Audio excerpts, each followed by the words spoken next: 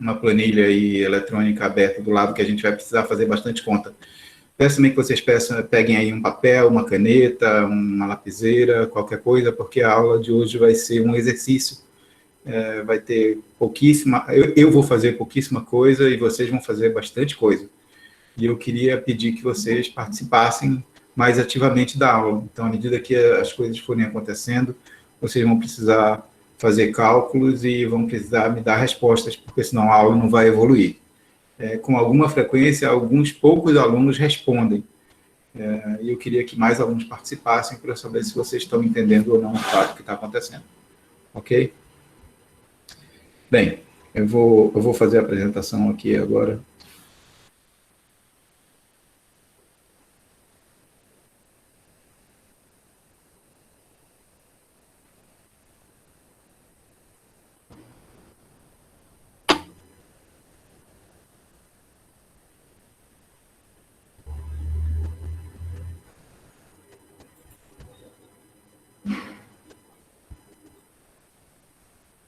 Queria saber se vocês estão vendo bem a apresentação. Levantamento topográfico plano altimétrico. Sim. Ok. Bem, a gente, só historiando, a gente está chegando no final, vocês vão ter apenas mais uma aula formal, que é na semana que vem.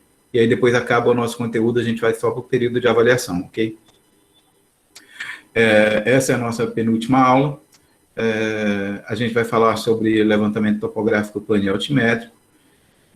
Tem uma notícia boa e uma notícia ruim. A notícia boa é que está acabando. Topografia. Aliás, eu nem sei se é tão boa assim, não sei se vocês pegaram raiva de mim, abuso de mim durante o semestre. Não consigo nem essa forma de aula remota, eu não consigo nem olhar para a cara de vocês para saber se vocês estão entendendo, não estão entendendo, estão gostando, não estão gostando, estão querendo me matar ou não. Geralmente, quando eu estou apresentando, eu vejo só a própria apresentação e a minha imagem na webcam, não vejo mais nada. Então, não tenho feedback de vocês. Se vocês não disserem, não sei como é que vai ser. Mas, topografia está acabando.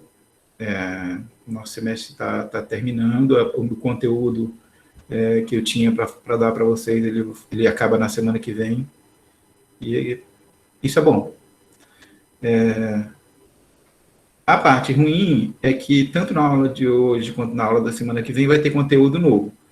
E a nossa próxima avaliação deve ser só sobre, desde o começo até plano e altimetria, e quem for para o AF vai ter desde o começo até a aula que vem, certo? Pois bem,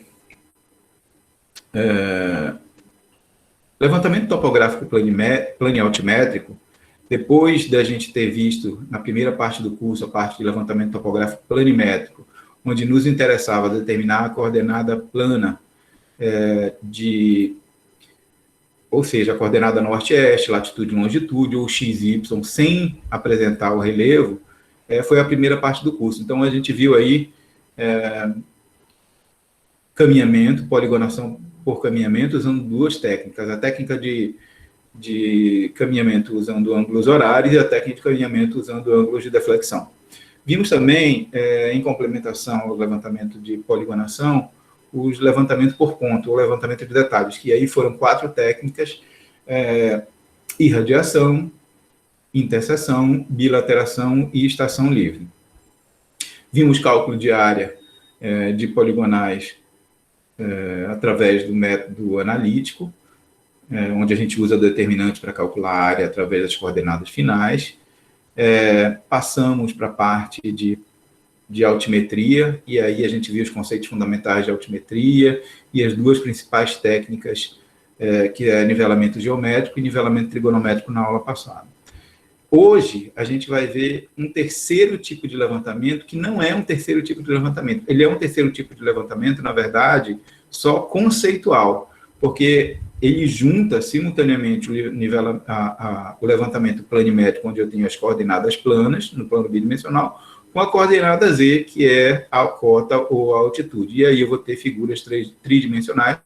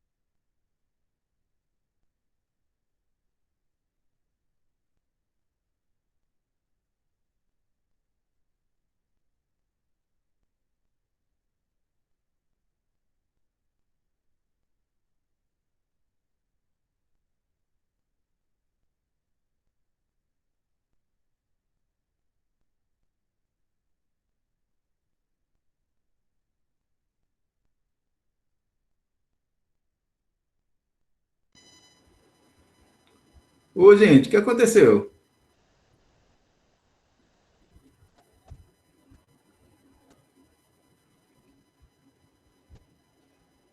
Eu acho que você caiu. Eu caí e tava falando sozinha, para ninguém. Até onde vocês viram a apresentação, gente? O senhor caiu no primeiro slide. Eu nem Vixe. vi nada.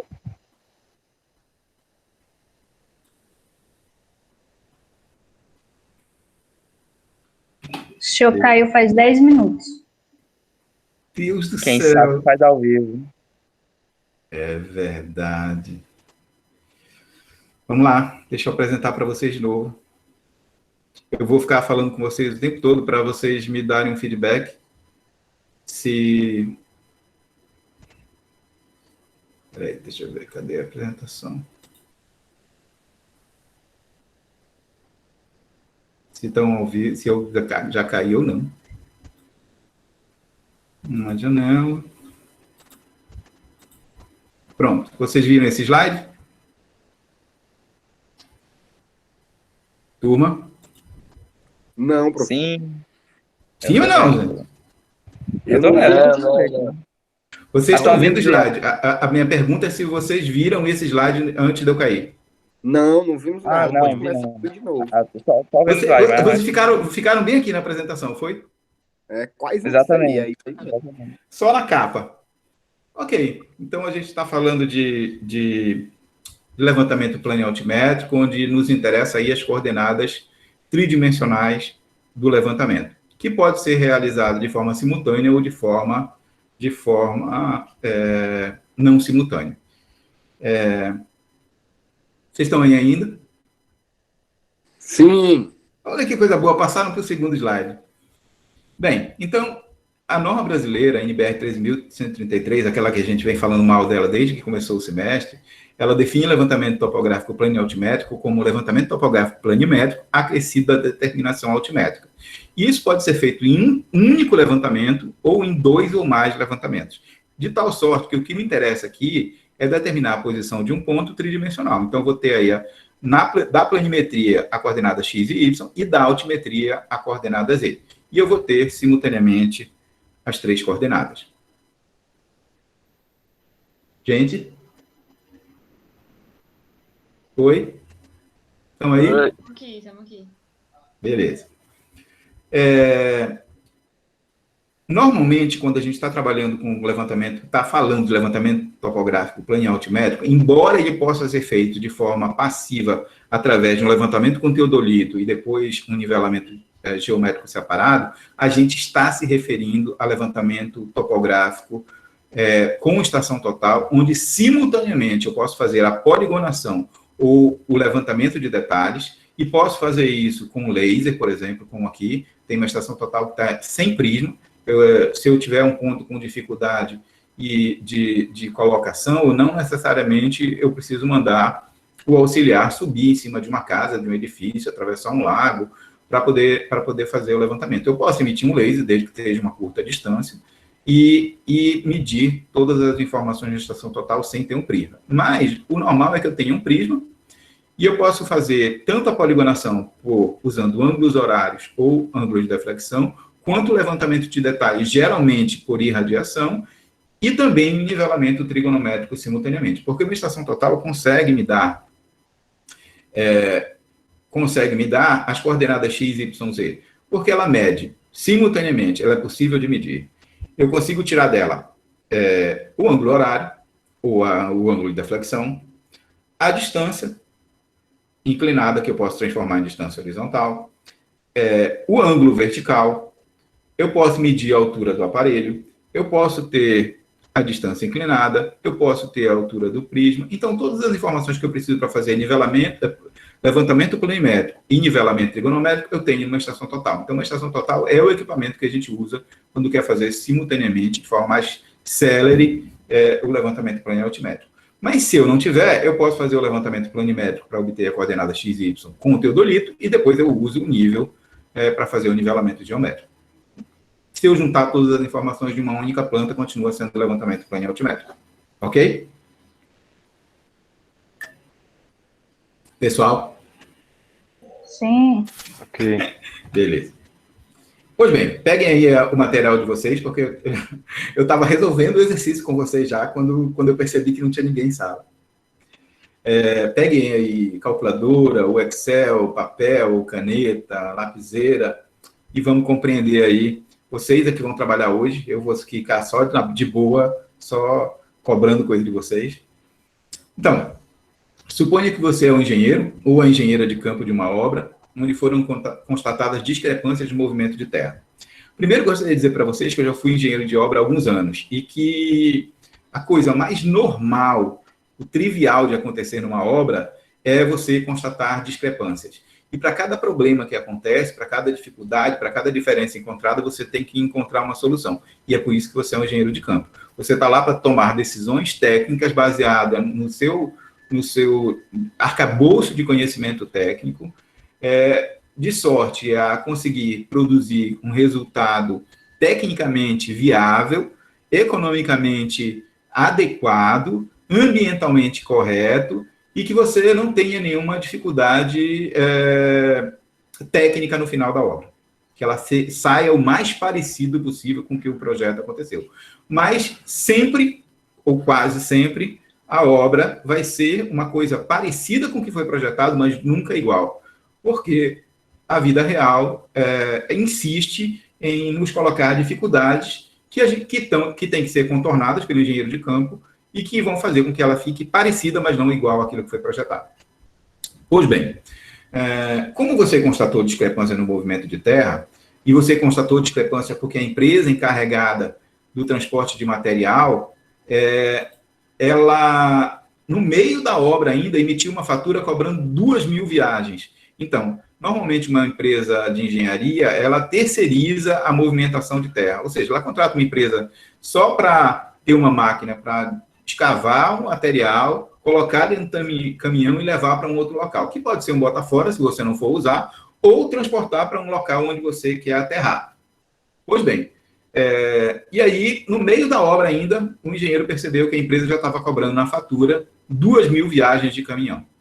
O que se sabe?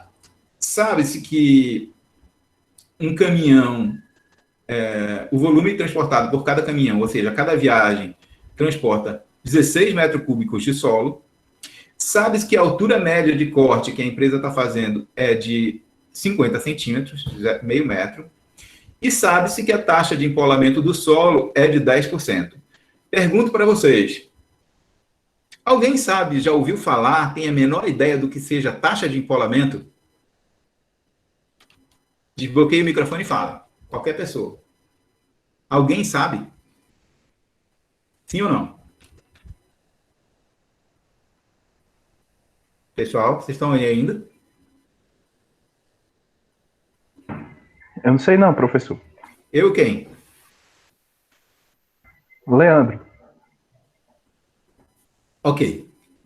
Eu estou imaginando que vocês, como o Leandro, são alunos do terceiro semestre. Alguns são terceiro, quarto, quinto, mas topografia é uma disciplina do terceiro semestre, na matriz curricular do curso de Engenharia Civil. E no terceiro semestre, vocês não viram ainda mecânica dos solos. Agora que vocês começaram a ver topografia, talvez materiais de construção, não viram ainda projetos, então vocês não deveriam ter conhecimento de fato do que é taxa de empolamento. E por conta disso, eu vou ter que explicar para vocês o que é taxa de empolamento e já falar para vocês aquilo que eu falo desde que começou o curso. Engenharia não é uma série de caixinhas separadas como a gente faz parecer. Ou seja, eu não tenho topografia numa caixinha, materiais de construção noutra caixinha, projeto noutra caixinha, mecânica do solo noutra caixinha, fundação noutra caixinha. Na verdade, as disciplinas são separadas nesse formato de componentes curriculares para facilitar o ensino, porque existem professores especializados nas diferentes áreas e sub-áreas da engenharia. Mas tudo acontece de forma integrada e simultânea no campo. Então, você vai ter que pegar um conhecimento que você tinha de desenho, com um conhecimento que você tem de topografia, com um de projeto e construção da infraestrutura, com um que você viu lá em geotecnia, com um que você viu em fundação, com um que você viu em materiais de construção, e aplicar tudo isso de forma simultânea para resolver problemas de engenharia. E esse aqui é um caso disso. Taxa de empolamento de solo é o seguinte: O terreno natural, quando ele se forma, vocês estão aí, né, turma? Sim. Taxa de empolamento, quando ele se forma, o solo, quando ele se forma, ele se forma no decorrer de eras geológicas. Então, como é que normalmente ocorre a formação do solo? A formação do solo, primeiro, ela é uma, digamos assim, ele é de gênese complexa. Mas, de forma muito simplificada, até simplória, eu poderia dizer para vocês que o núcleo da Terra é formado por um conjunto de minerais fluidos, cujo componente principal é o ferro, que é um metal pesado, que se formou com a explosão do núcleo de alguma estrela em algum momento do nosso universo. Só uma supernova e a explosão de uma estrela consegue ter energia para transformar hidrogênio, que é o elemento básico do nosso universo, em metais pesados, como ferro, por exemplo, e outros metais. Então, em algum momento do nosso universo, uma estrela explodiu, uma ou mais estrelas explodiram, e essa energia foi capaz de formar materiais pesados como o ferro. Esse ferro se agregou e esse material metálico se fundiu e formou o núcleo da Terra. Ok. Esse material é muito quente. À medida que a Terra foi se esfriando no decorrer de eras geológicas, ela esfriou as camadas externas, mas a camada interna ela não esfriou. Ela continua com mineral dissolvido, com metais dissolvidos e muito quente e sob muita pressão. Isso é que faz o campo gravitacional da Terra existir. Ok. Mas as camadas externas foram esfriando e foram dando origem a rochas cuja composição geológica é de vários materiais diferentes, inclusive metais ferrosos.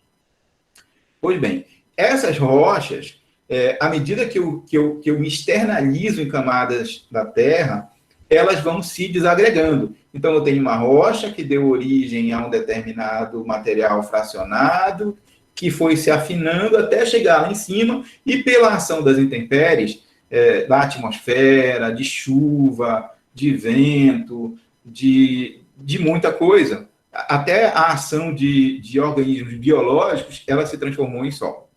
Mas esse material que está lá em cima ainda guarda propriedades biológicas, bioquímicas, biofísicas, da mesma rocha-mãe que lhe deu origem, que está lá embaixo. Ok? É assim, mais ou menos, que um solo se forma. O fato de materiais pesados serem componentes do solo faz com que ele se compacte através do seu peso próprio. Então, eu tenho um solo, que em cima dele tem outro solo, que em cima dele tem outro solo, e à medida que ele vai se formando, ele vai comprimindo o solo de baixo, e o solo de baixo vai expulsando os vazios. De tal sorte que um solo no seu estado natural é muito, muito, muito compactado. Todo mundo entendeu isso?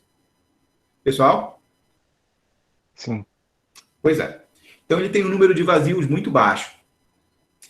Só que, quando a gente vai fazer uma aula de engenharia, a gente precisa escavar um material, cortar um material, a gente mete uma máquina lá dentro, naquele solo que está compactado há milhões, milhares de anos, e com um baixíssimo índice de vazio, a gente mete uma máquina lá dentro e tira aquele material, que a gente chama de corte.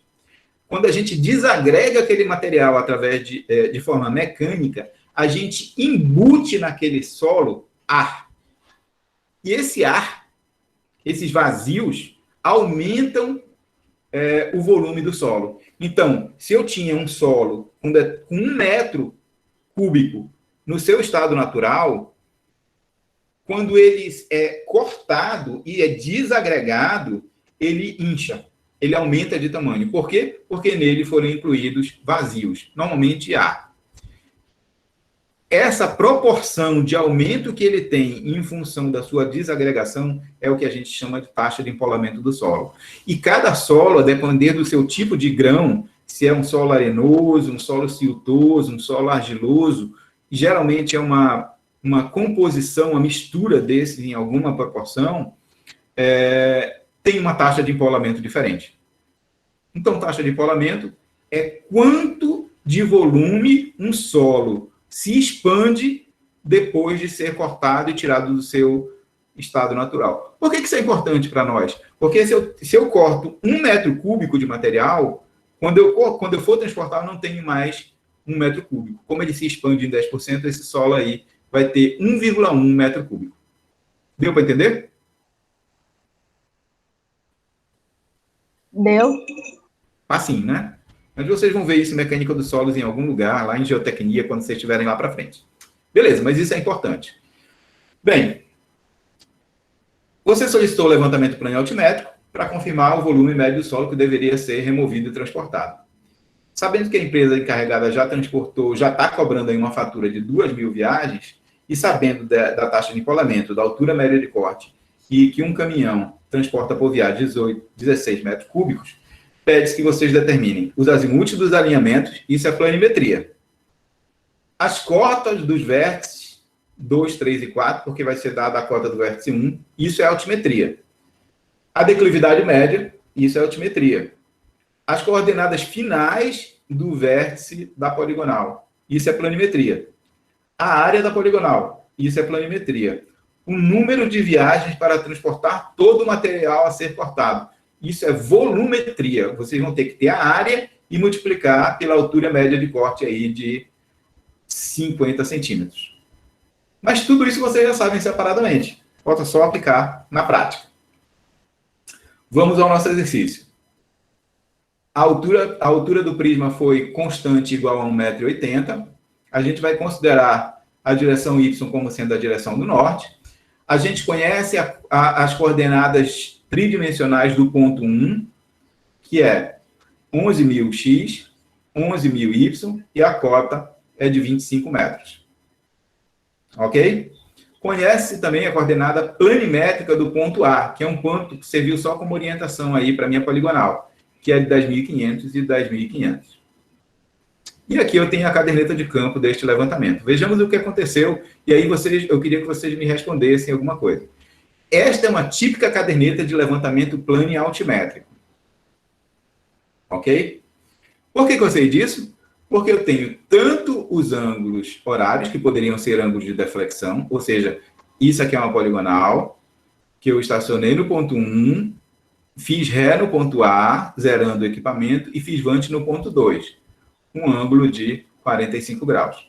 Depois estacionei no ponto 2, na estação 2, a altura do aparelho era de 1,5 m, fiz ré no ponto 1, que era o anterior, e eu já sei onde ele está, fiz vante no ponto 3. Li um ângulo horário de 339,30,44, li um ângulo vertical de 89 graus, 35 minutos e 15 segundos, e li uma distância inclinada de 395 metros e 90 centímetros. Pronto. Para fazer o levantamento planimétrico, eu preciso de ângulo horário e distância horizontal. Mas com a distância inclinada e o ângulo vertical, eu consigo calcular a distância horizontal e consigo calcular a distância vertical. Ok? Então, eu tenho tudo que eu preciso já para fazer o levantamento planimétrico e o levantamento altimétrico. Mesma coisa foi feita na estação 3, na estação 4 e na estação 1, porque essa estação 1 aqui foi a estação apenas para fazer da orientação da poligonal a partir do ponto A. Pronto. Agora eu queria que vocês me ajudassem a calcular essa poligonal. Vamos fazer primeiro a parte que nos interessa de planimetria. Vamos fazer um croquis dessa poligonal, pessoal? Peguem aí um papel, peguem um lápis. Vocês estão aí, né, turma? Turma? Beleza. Peguem, por favor, eu vou mudar aqui o ponteiro para caneta, para ajudar vocês. Então, façam aí uma direção norte e sul e uma direção leste-oeste. E a gente vai confundir aqui a direção norte com a direção Y e a direção leste com a direção X. Pronto. Em algum ponto no cruzamento, vocês coloquem aí o ponto 1. Esse ponto 1 tem coordenada 11.000. 11.000. Ok?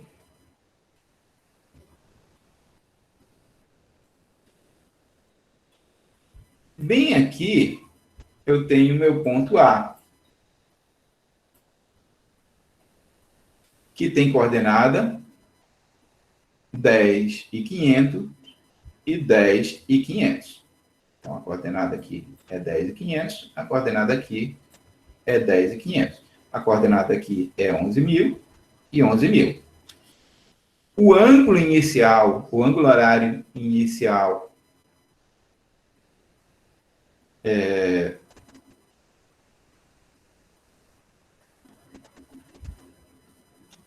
do ponto da estação 1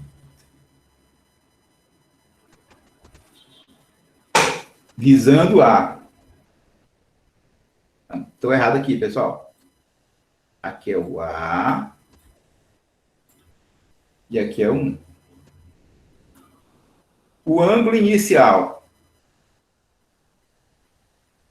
esse aqui, é 11.000.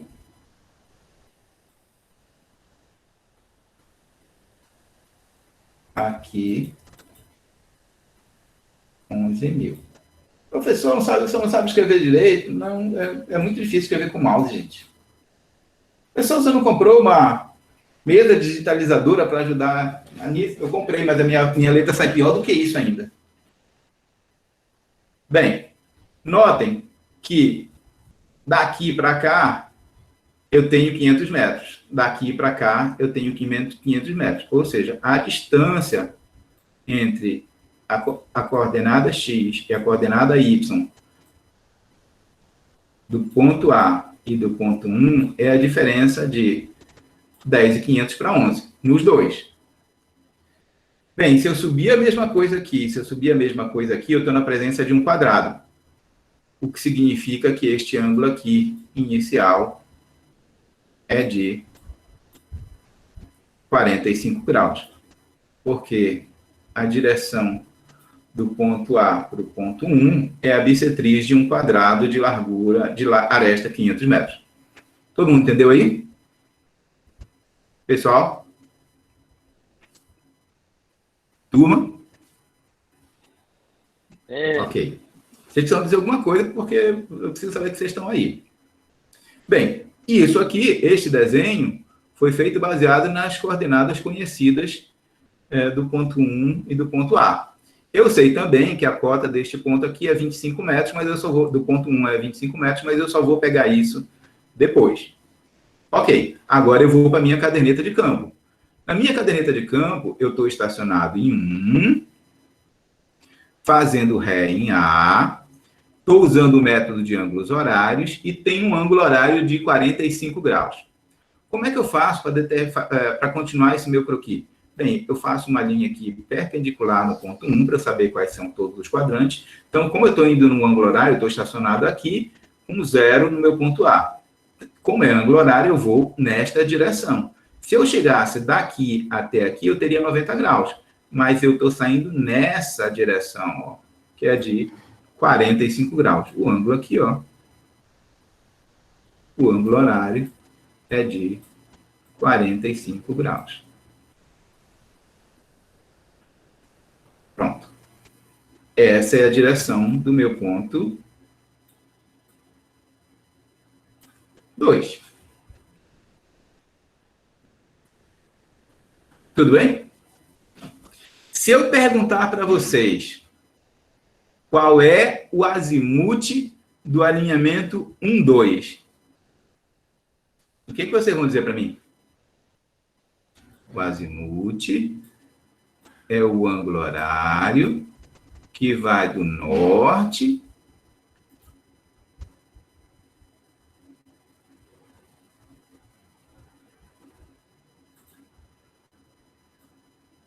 até o alinhamento. Então, este aqui é o azimuth 1, 2. Concorda? Todo mundo entendeu aí, né? Um desenho horrível, mas entendeu. Façam aí de vocês. Bem, se este ângulo é 45, quanto é que é esse ângulo aqui, gente?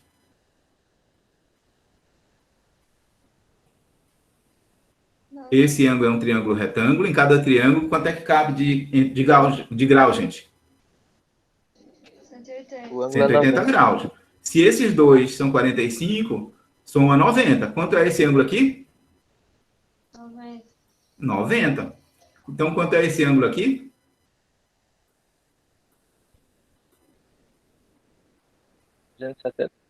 Exatamente. Professor, o senhor está com uma letra triste. Verdade.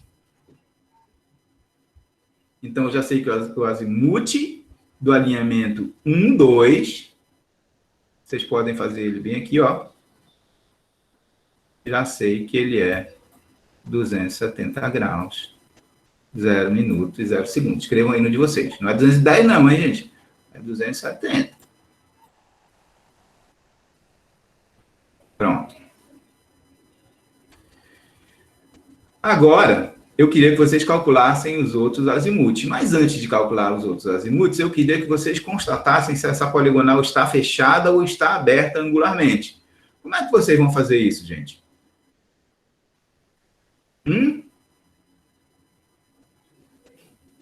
Notem que agora eu estou aqui no ponto 2. Como é que eu faço para ir lá para o ponto 3? Agora eu estou estacionado no ponto 2, fazendo ré no ponto 1 e lendo um ângulo horário para o ponto 3 de 339, 30, 44. Então, estou estacionado aqui, fazendo ré aqui no ponto 1 e lendo um ângulo de 339. Daqui até aqui, 90, daqui até aqui, 180, daqui até aqui, 270, daqui até aqui, 360, mas é 339. Então, o ponto 2 está saindo bem nessa direção aqui, para o ponto 3. E o ângulo é esse ângulo aqui, ó. Esse ângulo aqui é de 339, 30, 44. Se isso é assim, pessoal, como é que esses ângulos que eu estou trabalhando são ângulos internos ou ângulos externos da poligonal? Pessoal? Pessoal, turma? Alô? Eu estou perguntando isso porque vocês vão ter que ter uma condição de fechamento. E a condição de fechamento, nesse caso aqui, é a somatória dos ângulos externos. A somatória dos ângulos externos tem que ser igual a 180, que multiplica o quê? N mais 2. Vocês estão aí, turma? Sim. Beleza. Pergunto a vocês, quantos vértices tem a minha poligonal?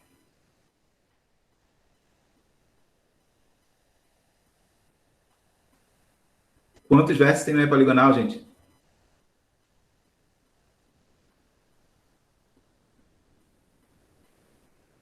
Vamos, gente. 4 vértices. Vértice 1, vértice 2, vértice 3 e vértice 4. O de cima só está aí para orientação. Ok? Qual que deve ser a somatória dos ângulos externos de uma poligonal de 4 vértices? 180, que multiplica 4 mais 2, 6. 180 vezes 6, dá quanto, gente? Valores? 1080. Pronto. Então, somem os ângulos aí da poligonal e vejam quanto é que está dando. Vocês vão somar com 45? Não, o ângulo de 45 não é um ângulo da poligonal, porque ele é entre o ponto A e o ponto 2. Ele é um ângulo de orientação. Vocês só vão somar 339, 30, 44, 159, 59, 36, 340, 30, 33, 239, 59, 31.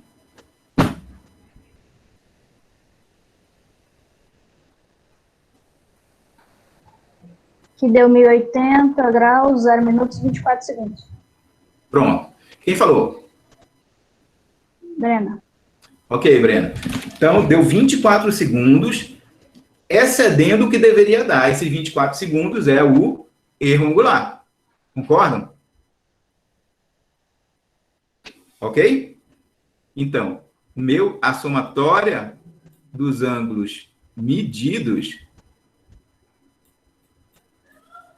deu 1080, 0, 0, 24. Esses 24 segundos é o erro angular. Então, esse erro angular tem que ser subtraído, porque eu tenho 24 segundos a mais. Então, a minha correção angular, ela vai ser menos 24 para dar simetria dividido pelo número de vértices da minha poligonal, que nesse caso é igual a 4.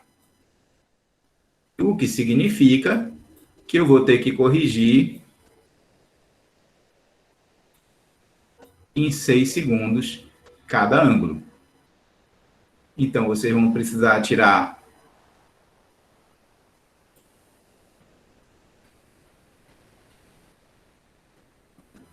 vão precisar tirar 6 segundos de 44, vão precisar tirar 6 segundos de 36, vão precisar tirar 6 segundos de 33 e vão precisar tirar 6 segundos de 31.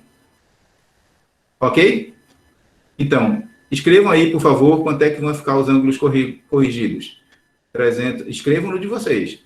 339, 30, 38, 159, 59, 30, 340, 30, 27 e 239, 59 e 25. Esses são os ângulos horários corrigidos. Vocês precisam fazer isso porque vocês só podem calcular azimuth com os ângulos corrigidos. Tá todo mundo entendendo aí, né, gente?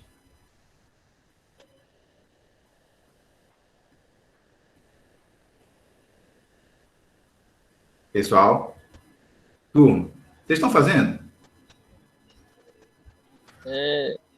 Beleza.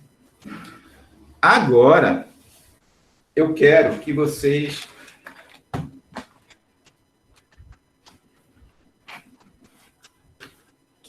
calculem os azimuths.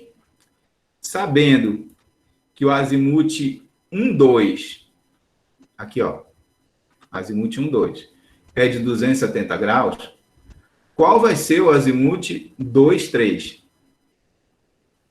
Eu queria agora, nesse momento, chamar a atenção de vocês para uma coisa importante, que é o cálculo de azimuth.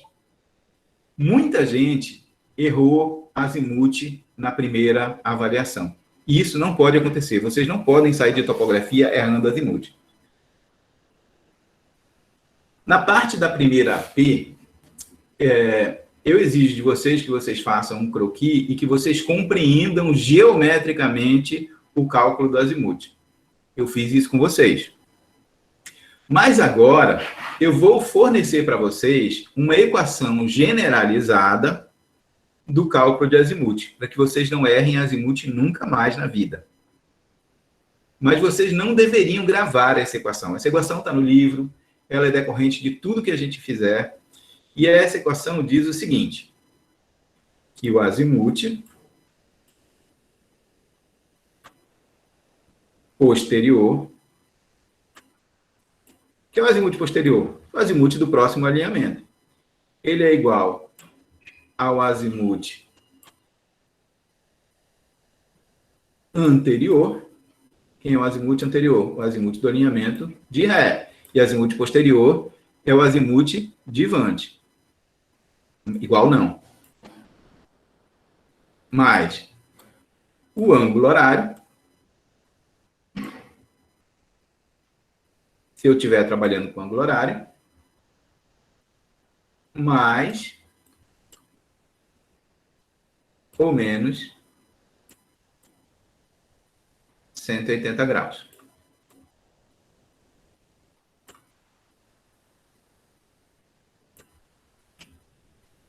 Essa é a equação generalizada para cálculo de azimuths a partir do método de ângulos horários. Vamos calcular os azimuths usando essa equação agora. Então, você sabe que o azimuth 1, 2 é de 270 graus, 0 minuto, 0 segundo. Quanto é que vai ser o azimuth 2, 3? O azimuth anterior, 270 graus, 0 minuto, 0 segundo, mais o ângulo horário, 339, 30, 38.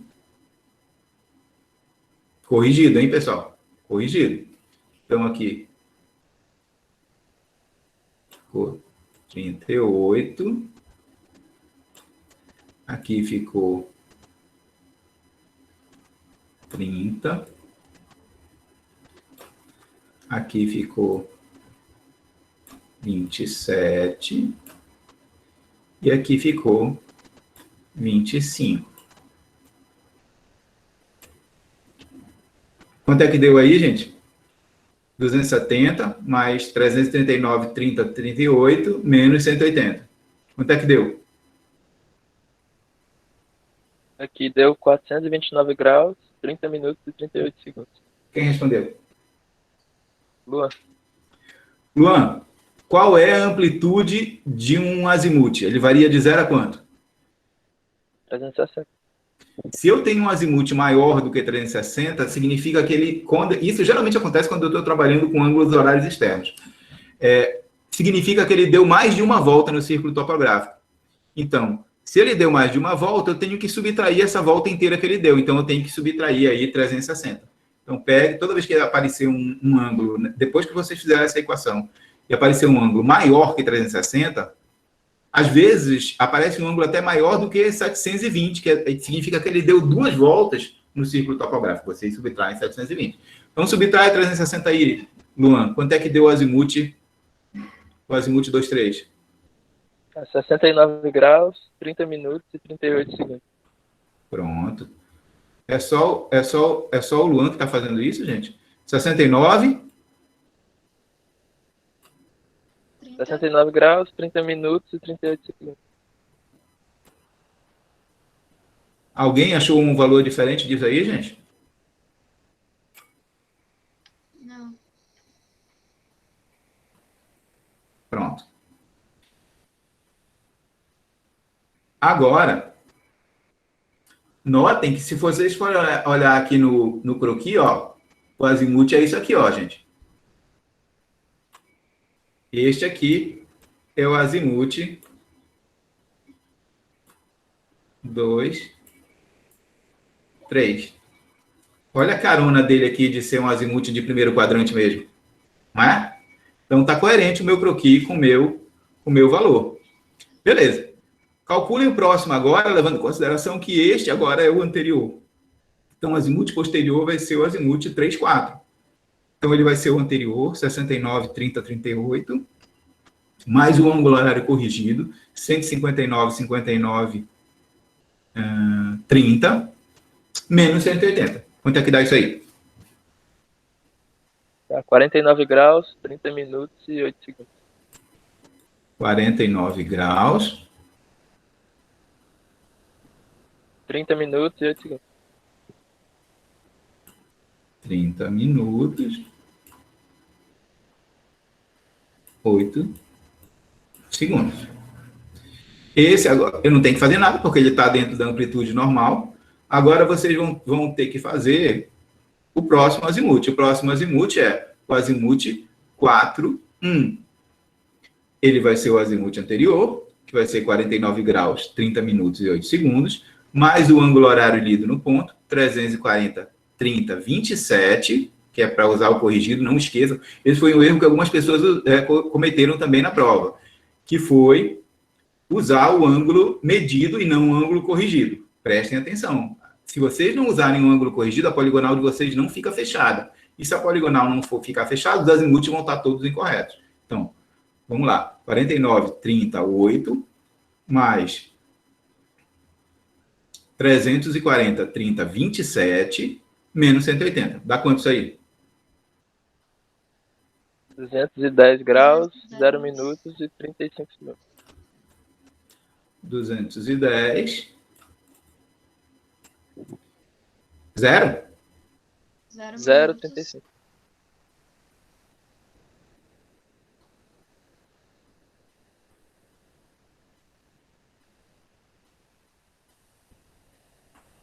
Pronto.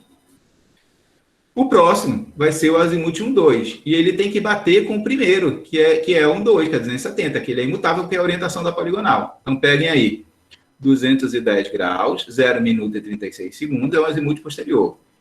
Certo? Então, ele é o azimuth anterior. Então, o azimuth posterior, que é o azimuth 1,2, vai ser 210 graus, 0 minuto e 35 segundos, mais 239, 59, 25, que é o ângulo corrigido, menos 180. 270. 270 graus. 0 minuto e 0 segundo. Notem que eles são iguais. Este é o cálculo de azimuth através da equação generalizada dos azimuths para ângulos horários. Certo? Então, vai ser sempre assim. Uma coisa que não aconteceu aqui, mas poderia ter acontecido, e eu vou já dizer para vocês, vai ser sempre o azimuth... duas condições. Isso só vai acontecer, vocês só podem usar esta equação se vocês estiverem trabalhando com ângulos horários. Essa é uma primeira coisa. E eu vou chamar a atenção de vocês de uma segunda coisa. Uma coisa que poderia acontecer, duas coisas poderiam acontecer. A primeira é que o valor dessa equação poderia dar maior do que 360. Significa que o azimuth deu mais de uma volta no círculo topográfico. Ele teria que subtrair 360. Se der 840, vocês vão ter que subtrair de 360 e subtrair 360 de novo. Significa que ele deu duas voltas. Vão ter que subtrair de 320. Então, porque vocês sabem que a amplitude do azimuth é de 0 a 360 graus. Essa é uma coisa. A outra coisa que aconteceu é que ele poderia ter dado negativo. E não existe azimuth negativo. Azimuth negativo é um azimuth como se ele fosse anti-horário. Então, se vocês têm o círculo topográfico, vocês estão com um ângulo anti-horário, e vocês sabem que o azimuth é o ângulo horário, o que vocês vão ter que fazer? Somar com 360 graus para ter o ângulo no sentido horário. Então, se aparecesse um ângulo de menos 60 graus, o azimuth não ia ser menos 60 graus. O azimuth ia ser menos 60 mais 360. O azimuth ia ser 300 graus. Deu para entender aí? Professor, repete só essa parte que o senhor explicou, se desse negativo, por favor. Vou fazer um desenho aqui para você. Vou fazer um desenho bem aqui no cantinho para vocês entenderem. Imaginem só que vocês calcularam um azimuth de menos 60. Esse azimuth de menos 60 seria um ângulo como esse aqui, ó. Um ângulo negativo. Um ângulo anti-horário. Só que o azimuth não é um ângulo anti-horário. O azimuth é um ângulo horário. Para vocês acharem quem era o azimuth de verdade, que seria este ângulo, o que é que vocês fariam? Pegariam este ângulo de menos 60 e somariam com 360 para achar esse complemento aqui. Entendeu? E esse ângulo aqui seria de 300 graus, que seria menos 60 mais 360. Então, se ele der negativo, somem com 360. Se ele der acima de 360, subtraem 360. Essa é a conclusão que se chega. Ok? Pessoal? Turma? Sim, sim. Entendeu aí, né?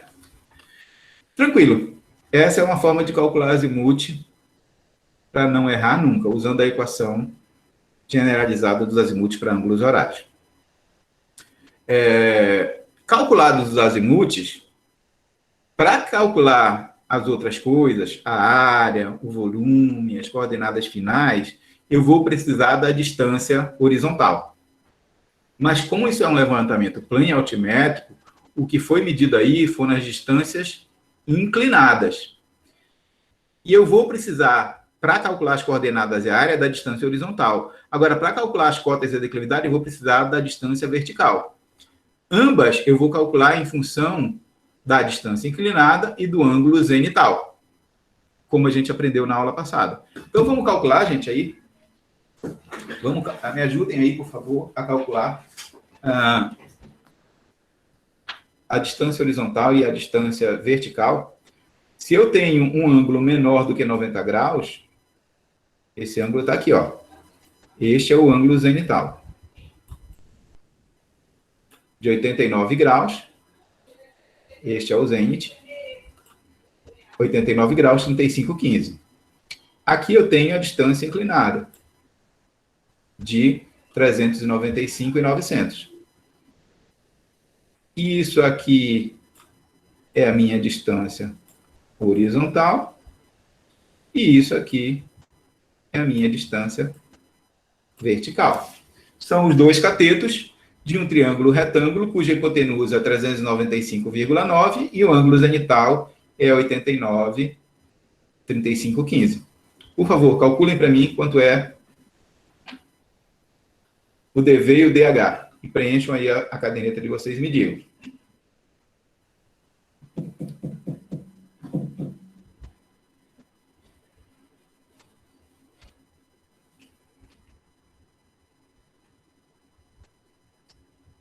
Eu queria que dois alunos se candidatassem, um para escrever.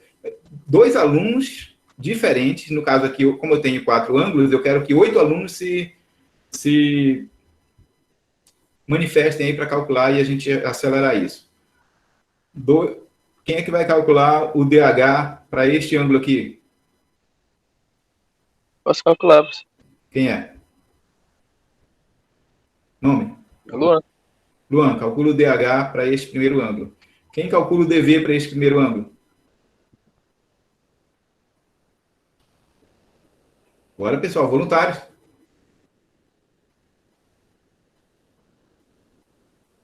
Ei, povo, eu vou falar. Brena? Pode ser eu, Guilherme. Pronto, Guilherme, calcula o DV para o primeiro ângulo. Agora, para o segundo ângulo, calcula do mesmo jeito. O DH em função do seno de Z vezes o DI e o DV cosseno de Z vezes o DI. Quem calcula o DH para esse ângulo de 89, 35, 35? Gente? Eu calculo, professor. Nome. Totmes. Pronto. Quem calcula o DV?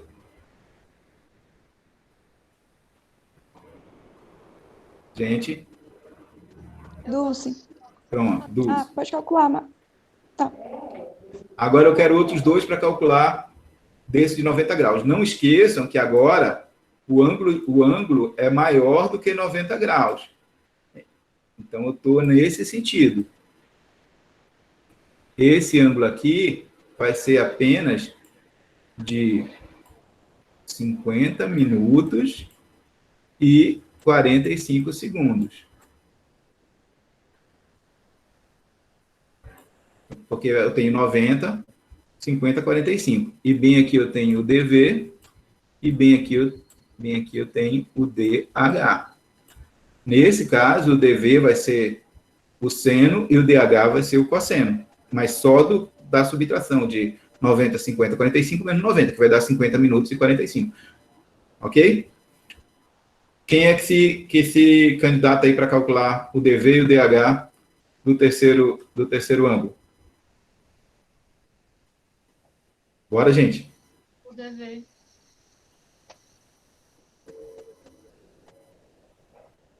Quem faz o DH?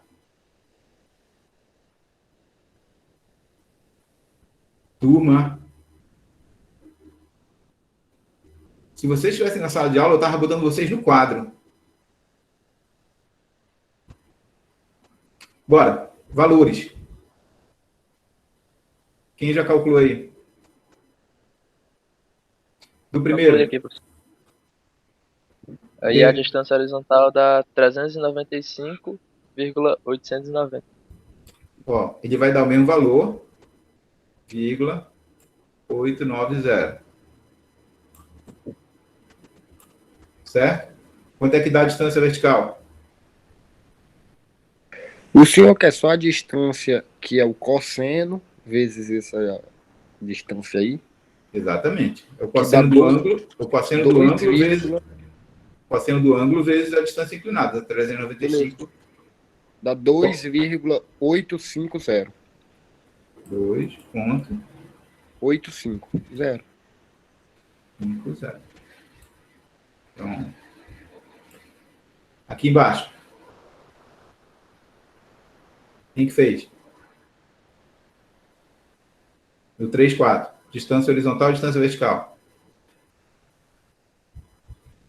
A distância horizontal deu 394,390. 390. Distância vertical. Deu 256,131, mas eu acho que. Não. Pois é, tá errado. Vê aí. Novamente. Vou olhar aqui de novo.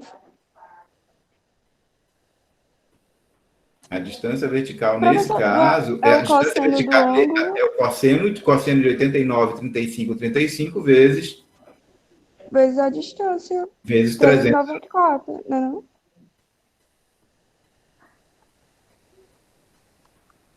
Olha se não tá irradiando aí a calculadora. Vou olhar aqui. Eu acho que tu fez de 159, não foi não? É 89, 35, 35. 89? Sim, o ângulo zenital. 89, 35. É o Ah, cosseno nossa. de 89, 35, 35. Foi, peguei o ângulo errado. Vou fazer aqui de novo. Gostei do risinho.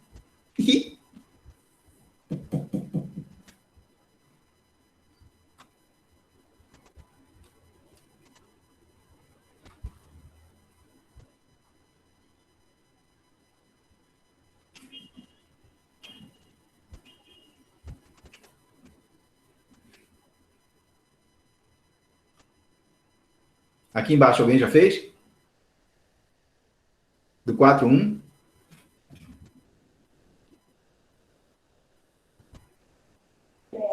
Pronto, professor. Deu 2,801.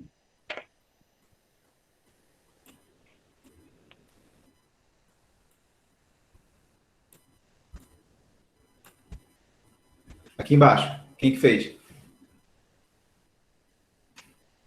DV e DH do 4,1. Eu não vou fazer não, viu, pessoal? O DV deu 6,724. 7, 2, 4. Quem fez o DH? Bora, alguém faz, gente.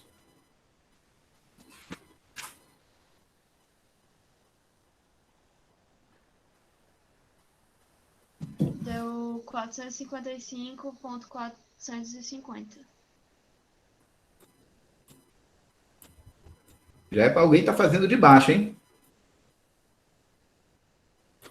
Enquanto o professor disléxico escreve com o mouse tudo feio,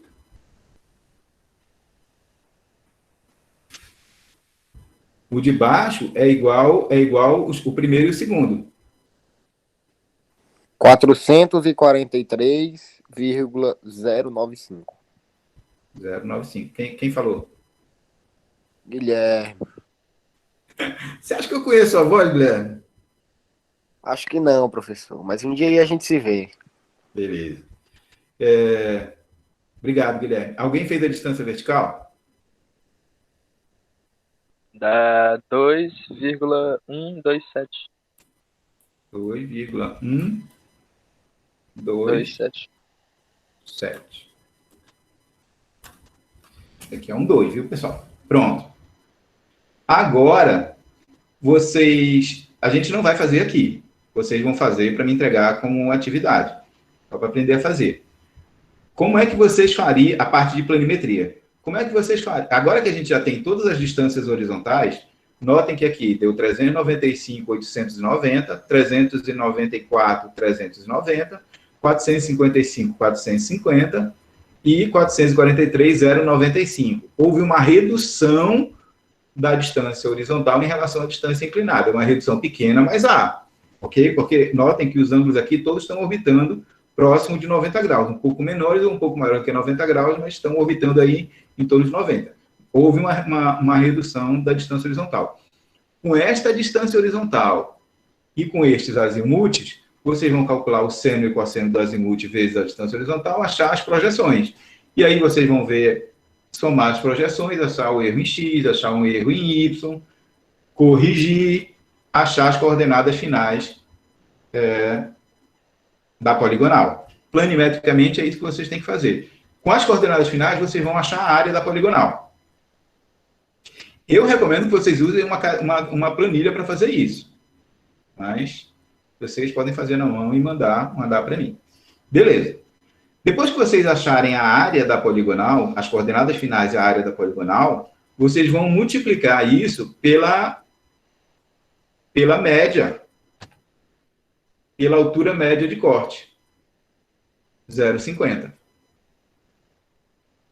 Achou a área da poligonal, que é a metade do determinante. Esse foi um outro erro que foi cometido na prova. Algumas pessoas me deram o valor do determinante. O valor do determinante é o dobro da área. A área é a metade do determinante, não esqueçam disso. Multiplicar pela altura média de corte de 0,50 para achar o volume. Aí vocês vão ter um volume em metros cúbicos a ser transportados da poligonal inteira. Como é que eu descubro quantas viagens eles devem me cobrar para fazer o trabalho inteiro? Dividam esse valor que vocês vão encontrar por 16 metros cúbicos. E aí vocês vão saber quantos caminhões, ou seja, quantas viagens eles têm que me cobrar para fazer tudo. E se vocês fossem engenheiro de câmbio, vocês comparariam esse valor com as 2.000 viagens que eles já estão cobrando. Notem que está só no meio, mas eles já estão cobrando 2.000 viagens. Ou eles estão fazendo errado, ou eles estão de má fé com vocês, querendo superfaturar a obra de vocês. Que, aliás, é algo muito comum no Brasil. O superfaturamento de obra, que o engenheiro não diz nada, descobre o que está acontecendo, paga para a empresa e a empresa devolve para ele algum valor.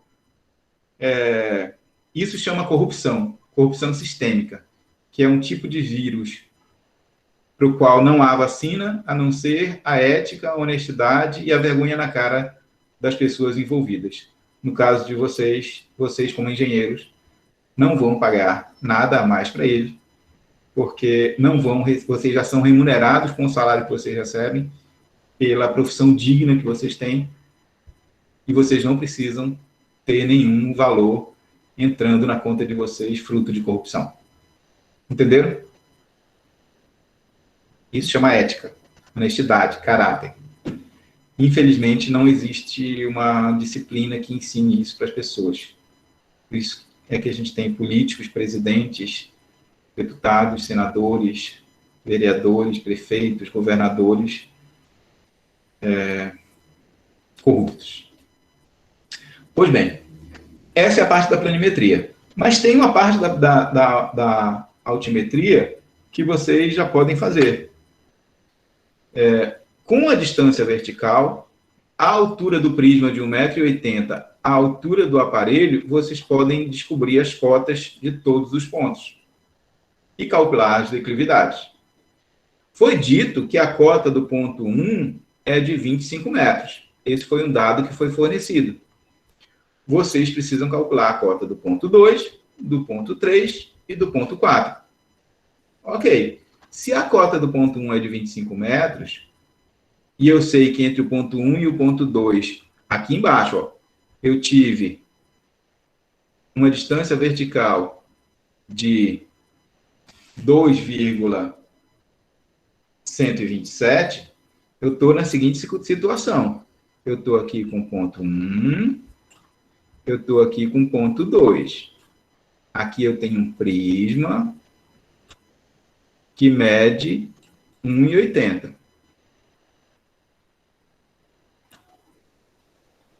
Eu tenho uma estação total que está estacionada a 1,50 m. Aqui, ó. Aqui. Estando na estação 1, visando o ponto 2, eu estacionei a 1,50 m, visei um prisma com 1,80 m, com ângulo zenital de 89, 43 e 30. E a distância vertical deu 2,127. Se eu sei que a cota do ponto 1 é 25 metros, pergunto a vocês, qual é a cota do ponto 2?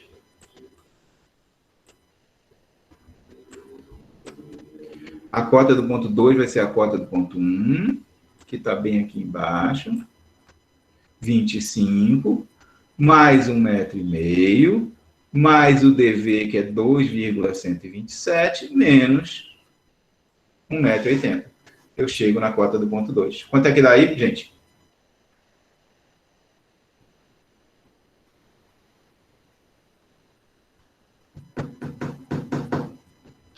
Vocês estão aí, turma? Eu sei que vocês estão com fome, que já são 11.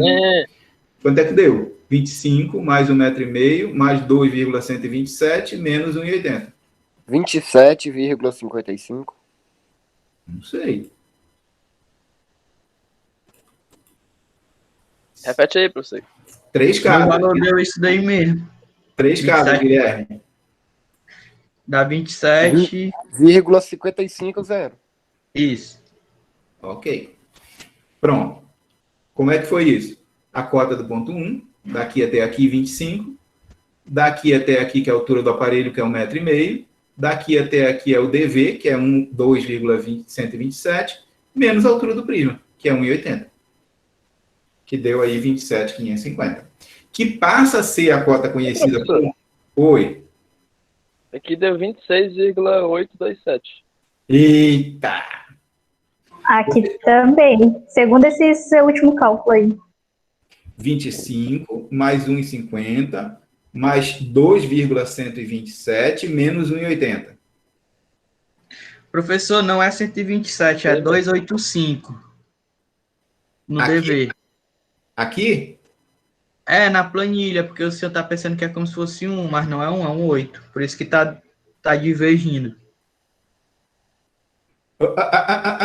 Vocês estão fazendo a conta errada. Aqui é do 2 para o 3.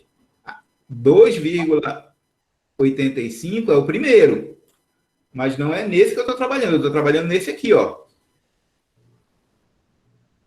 É do Então. Ah, verdade, verdade. Tá bom, tá certo. Confundi então, Guilherme. 2. Certo, valeu. Aqui em cima é do 2 para o 3, que a gente vai fazer já já, mas a gente não fez ainda. Prestem atenção, eu estou estacionado em 1 a 1,5 m, visando o ponto 2. E a diferença vertical deles é 2,127. Então, dá 27,550 mesmo? Não, é 26,827. 20. Então, aqui está errado. É 26,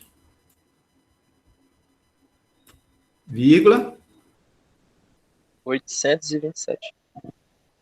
827. Pronto. Esta, então, passa a ser a cota conhecida para eu calcular a cota do ponto 3. Assim como o 25 do ponto 1 foi a cota conhecida para eu calcular a cota do ponto 2. Aí eu vou na minha planilha ver onde é que está o alinhamento 2, 3. Agora sim ele está aqui em cima, ó. O alinhamento 2, 3. Qual é a cota do ponto 2? 26,827, que eu acabei de calcular. Ok? Qual foi a altura do aparelho quando eu estava na estação 2? De novo, 1,5 m.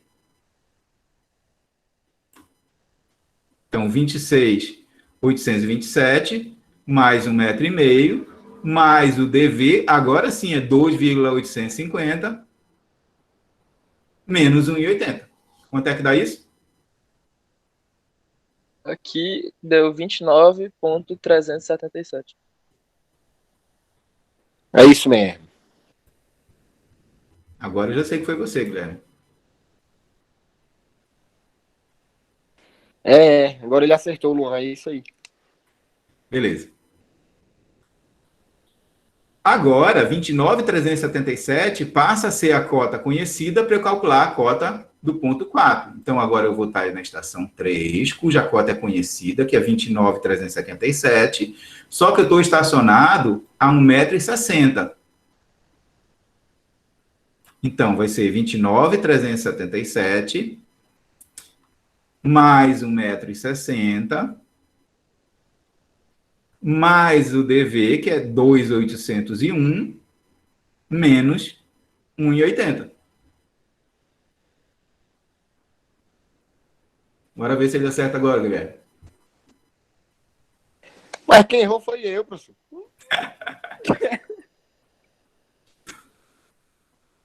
Quanto deu aí? Deu 31,978. Eu estou ouvindo a voz de um tuco. 978. Quem está falando? É o Luan. Tem um bebê aí, né, Luan? Sim, lá na sala. Criança. Toda criança eu chamo de tchuco. Pronto. Agora, eu vou recalcular a cota do ponto 1, que inicialmente era 25. Mas pelo meu levantamento, eu tenho uma cota que eu conhecida dele, eu tenho uma cota calculada para ele. Ok? Que é quando eu estou estacionado no ponto 4, visando o ponto 1. A cota do ponto 4 é 31.978, só que agora eu estou na situação aqui de baixo, ó. O DV está para cá, para baixo. Agora eu estou bem aqui, ó. Eu estou com a minha estação total estacionada bem aqui. A altura dela é 1,70 m. Então, eu vou pegar aí 31.978, que é a cota do ponto 4. A gente acabou de calcular. Mais 1,70 m, que é a altura do aparelho quando estou estacionado no ponto 4. Menos o DV, que é 6.729, menos 1,80 m. Porque agora a luneta está inclinada para baixo. Ela está em declive. A luneta está em declive, não o solo está em declive. Quanto é que Aí, do 25,149. Esse 0,149 é o erro. É isso? Exatamente. Que o senhor ainda ia ensinar o que é que faria com ele, né? Que no outro trabalho Exatamente. também deu um erro. Eu vou ensinar ainda. Beleza. Pronto. Isso aqui, o zero. Qual é o erro que foi cometido? A cota medida, 25,149, menos a cota fornecida, 25. Então, o erro aí vai ser de mais 0,149. Ok? E como é que a gente faz? A gente distribui da mesma forma como distribui no nivelamento geométrico. Então, a minha correção altimétrica, ela vai ser menos o erro altimétrico, que é 0,149, isso aí é quase 15 centímetros, dividido pelo número de vértices, por 4. Isso aqui vai me dar um valor. Esse valor vai ter que ser somado cumulativamente a cada uma das cotas. Como é cumulativamente? Quanto é que dá esse valor aí? Menos 0,149 dividido por 4. A 0,037. Ok. 37. Pronto. Na primeira aqui eu vou subtrair uma vez 0,037. Na segunda eu vou subtrair 2 vezes 0,37. Na terceira eu vou subtrair 3 vezes 0,37. E na quarta 4 vezes 0,37. Deu para entender? De tal sorte que quando eu multiplicar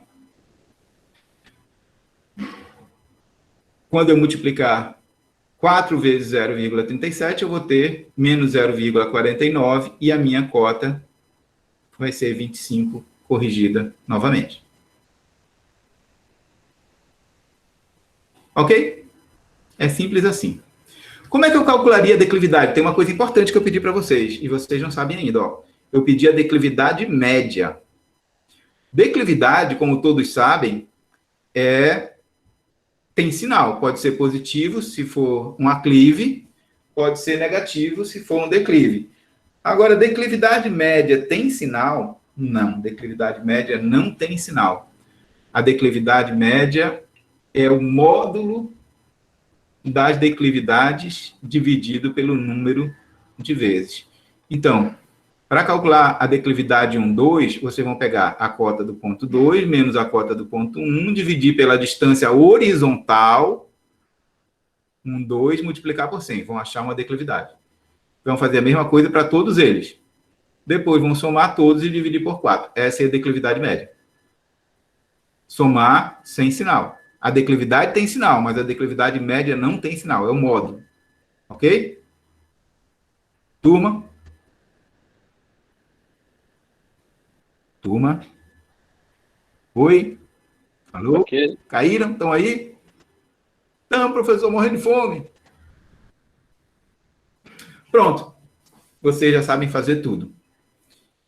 Agora, me digam uma coisa. O que apareceu de novidade nessa caderneta aqui?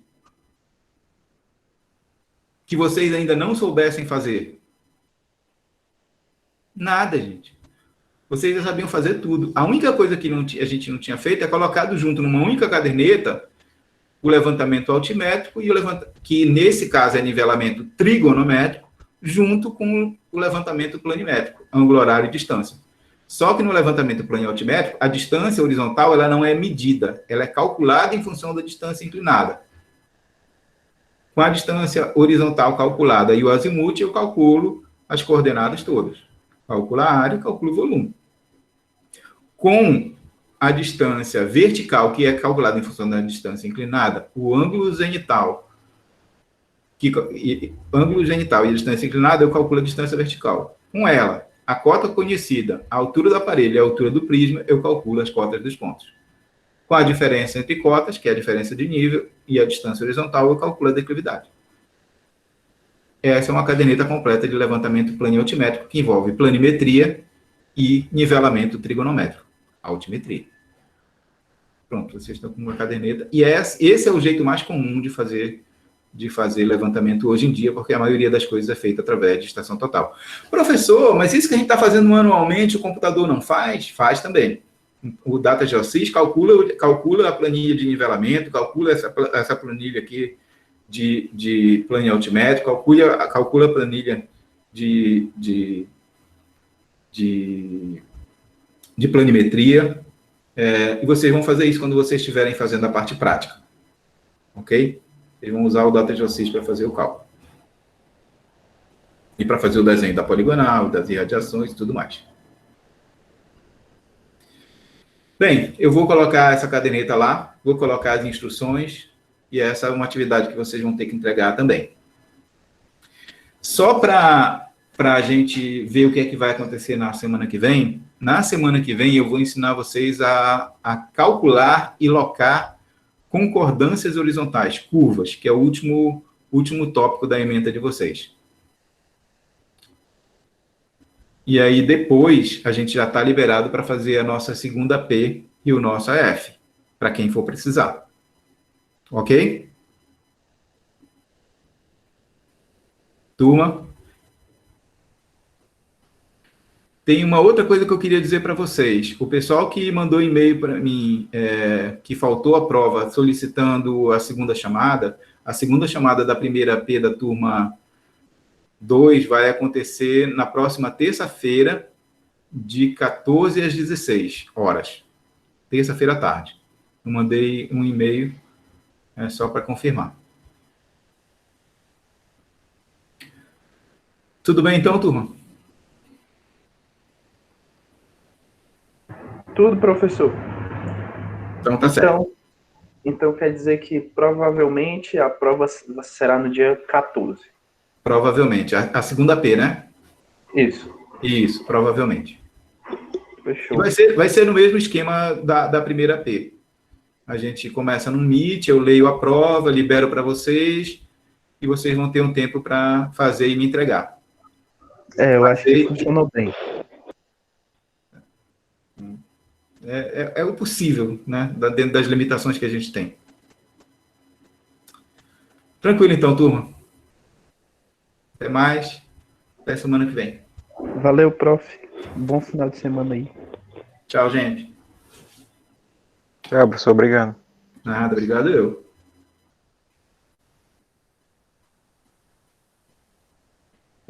Professor, Ô, uma pergunta rapidinho. O senhor gostou da sua experiência em campo? Brena, oi, Breno. o senhor gostou da sua experiência em campo? Quando o senhor trabalhou em campo? Brena, eu prefiro dizer que não foi das melhores experiências que eu tive. Mas isso não eu não gostaria de influenciar vocês com a minha opinião. Isso é uma coisa que depende muito do tipo de engenheiro que você é. Eu gosto muito de trabalhar com pessoas. Então, eu me encontrei na carreira de professor, porque eu lido com vocês. Na engenharia de campo, eu tive algumas dificuldades, porque foi uma fase da minha vida que eu era muito jovem. Eu comecei como engenheiro de campo aos 22 anos, eu era um menino, eu tinha casado, eu estava com um filho recém-nascido e eu não trabalhava muito perto de onde eu morava, então eu passava assim 30, 40 dias fora, longe de casa. E a obra que eu comecei a trabalhar foi uma obra onde tinha turno. Eu era o único engenheiro de campo responsável por toda a obra, e eu tinha 3 equipes que trabalhavam em turnos de 8 horas, virando 24 horas por dia. Só que, como eu era o único engenheiro, eu praticamente não dormia. Então, as equipes se alternavam. A cada 8 horas, eu tinha equipe de soldadores, de técnicos, de pedreiros, de toda a equipe de campo. Eu trocava a cada 8 horas e dava muito problema. Eu trabalhava, essa obra, ela aconteceu em Laranjal do Jari, no Amapá, que ficava mais ou menos 30 horas de barco de Belém ou 2 horas de avião. Então, até para conseguir insumo para a obra e tudo mais, era muito complicado. Então, eu tive muita dificuldade de lidar com o pessoal, porque, como era uma obra que ficava na beira de um rio, de uma cidade pequena, dava sexta-feira, muito da peãozada ia tomar cachaça do outro lado lá, ficava bêbado, não voltava para o turno dele, e eu tinha problemas de conseguir gente para colocar no lugar. Então, assim, foi bastante estressante e eu decidi que eu não queria aquilo para mim. Eu decidi que eu ia trabalhar com projetos, e aí eu voltei e fui estudar mais e fui trabalhar com projetos. E aí, só depois que eu fui trabalhar na verdade, não tinha o objetivo de trabalhar como professor e pesquisador, e foi acontecendo naturalmente na interface de lidar com projetos. Eu acabei fazendo um concurso e virei professor. Então, caí de paraquedas. E acabei gostando. E aí, virei professor. Mas foi estressante nessa situação, nessa condição de vida na época que eu estava. Eu acho que essa é a melhor forma que eu posso responder para você.